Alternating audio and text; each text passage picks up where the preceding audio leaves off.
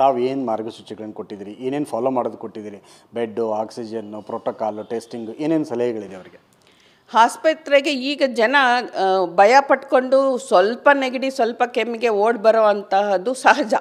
ಈ ಸಹಜತೆಯಲ್ಲಿ ನಾವು ಅದನ್ನು ಮಿಸ್ಯೂಸ್ ಮಾಡ್ಕೊಳ್ದಿರ ಯಾರಿಗೆ ನಮಗೆ ಕರೆಕ್ಟಾಗಿ ನಮ್ಗೆ ಅನುಮಾನ ಬರುತ್ತೆ ಅವ್ರಿಗಷ್ಟೇ ಟೆಸ್ಟ್ ಮಾಡಿಕೊಂಡು ಟೆಸ್ಟಲ್ಲಿ ಪಾಸಿಟಿವ್ ಬಂದವ್ರನ್ನ ಹಾಸ್ಪಿಟ್ಲಲ್ಲಿ ಇಟ್ಕೋಬೇಕಾ ಅಥವಾ ಮನೆಯಲ್ಲೇ ಇಟ್ಕೊಂಡು ಅದಕ್ಕೆ ಟ್ರೀಟ್ಮೆಂಟ್ ತೊಗೋಬಹುದಾ ಅನ್ನೋದು ಒಂದು ಬೇರ್ಪಡಿಸಿ ಅದಕ್ಕೆ ನಾವು ಇವಾಗ ಎಲ್ಲರಿಗೂ ಗೊತ್ತಿರೋ ಹಾಗೆ ನಾವು ಸ್ಯಾಚುರೇಷನ್ ಮೊದಲೆಲ್ಲ ಮೇಂಟೈನ್ ಮಾಡ್ತಾ ಇರೋದು ಎಲ್ಲರಿಗೂ ಅಭ್ಯಾಸನೂ ಆಗಿದೆ.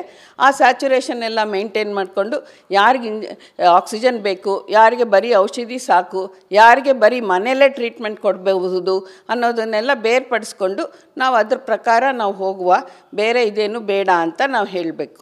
ಸರ್, ಈಗ ಮೇಡಮ್ ಏನಂದರೆ ಸರ್ಕಾರ ಎಷ್ಟು ಮಹತ್ವದ ಪಾತ್ರವನ್ನು ಈ ವೈರಸ್ಸನ್ನು ಕಟ್ಟಿ ಹಾಕೋದಕ್ಕೆ ತೋರಿಸುತ್ತೋ. ನಿಮ್ಮ ಜೊತೆ ಕೆಲಸ ಮಾಡಿದ್ದು ಬಹಳ ಖುಷಿ ಆಯಿತು. ನೀವೇ ಬೆಸ್ಟ್ ಬಾಸ್. ಇಷ್ಟದ ಮ್ಯಾನೇಜರ್ ಆಗಿದ್ದೆ, ಇನ್ನು ಮುಂದೆ ಬಾಸ್ ಆಗ್ತೀನಿ. ಹೇಗೆ boss Vala B the boss. ಅಷ್ಟೇ ಮಹತ್ವದ ಪಾತ್ರವನ್ನು ಖಾಸಗಿ ಆಸ್ಪತ್ರೆಗಳು ವಹಿಸಬೇಕು. ಹೀಗಾಗಿ ಇದನ್ನು ನಿಯಂತ್ರಣ ಮಾಡೋ ನಿಟ್ಟಿನಲ್ಲಿ ತಮ್ಮದು ಕೂಡ ಅಷ್ಟೇ ದೊಡ್ಡ ಜವಾಬ್ದಾರಿ ಆಗಿರೋದ್ರಿಂದ ಈ ಟೆಸ್ಟಿಂಗನ್ನು ಹೆಚ್ಚಿಸುವಂಥದ್ದಾಗಲಿ ಅಥವಾ ಮುನ್ನೆಚ್ಚರಿಕಾ ಕ್ರಮಗಳನ್ನು ತೆಗೆದುಕೊಳ್ಳುವಂಥ ವಿಚಾರದಲ್ಲಿ ತುಂಬ ಯಾವ ರೀತಿಯಾಗಿ ಅವಶ್ಯಕತೆ ಇದೆ ಮ್ಯಾಮ್? ಯಾಕಂದರೆ ಹಿಂದೆ ಬಂದಂಥ ಸಂದರ್ಭಗಳಲ್ಲಿ ನೋಡಿದ್ವಿ, ನಮ್ಗೆ ಗೊತ್ತಿರಲಿಲ್ಲ, ತುಂಬ ಸಮಸ್ಯೆಗಳನ್ನ ಎದುರಿಸಿದ್ವಿ ಎರಡನೇ ಅಲೆಯಲ್ಲಿ. ಹೀಗಾಗಿ ತೀರಾ ಅವಶ್ಯಕತೆಗಳೇನೇನು ಮಾಡಬೇಕು, ಜನರು ರೋಗಿಗಳೇನು ಫಾಲೋ ಮಾಡಬೇಕು, ವೈದ್ಯರು ಆಸ್ಪತ್ರೆ ಭಾಗದಲ್ಲಿ ಅಂದರೆ ಆಸ್ಪತ್ರೆ ಆವರಣದಲ್ಲಿ ಏನೇನು ಎಚ್ಚರಿಕೆ ವಹಿಸಬೇಕು ಅಂತೀರಿ? ಇದರಲ್ಲಿ ಸರ್ಕಾರ ಖಾಸಗಿ ಅನ್ನೋ ಪ್ರಶ್ನೆನೇ ಬರೋದಿಲ್ಲ. ಇದು ಜನತೆಗೆ ಸಂಬಂಧಪಟ್ಟಿದ್ದು, ನಮ್ಮ ರಾಷ್ಟ್ರಕ್ಕೆ ಸಂಬಂಧಪಟ್ಟಿದ್ದು. ಇಬ್ಬರು ಕೈ ಜೋಡಿಸಿದ್ರೇ ಅದು ಒಂದು ನಿಯಂತ್ರಣಕ್ಕೆ ಬರೋದು.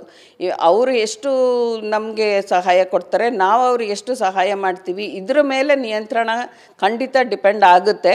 ಆದ್ದರಿಂದ ಅದು ಏನೇ ಆಗಲಿ ನಾವು ಅದನ್ನು ನೋಡ್ಕೊಳ್ಬೇಕಾಗುತ್ತೆ. ನಾವು ಇಬ್ಬರು ಸೇರಲಿಲ್ಲದಿದ್ದರೆ ಎರಡು ಎತ್ತುಗಳು ಜೋಡೆತ್ತುಗಳು ಬಂಡಿ ಎಳೆದಂಗೆ ಆಗೋಗುತ್ತೆ. ಆದ್ದರಿಂದ ಹಂಗೆ ಮಾಡ್ದಿರ ಇಬ್ಬರು ಸಹಕರಿಸ್ಕೊಂಡು ಮುಂದಕ್ಕೆ ಹೋಗ್ತೀವಿ.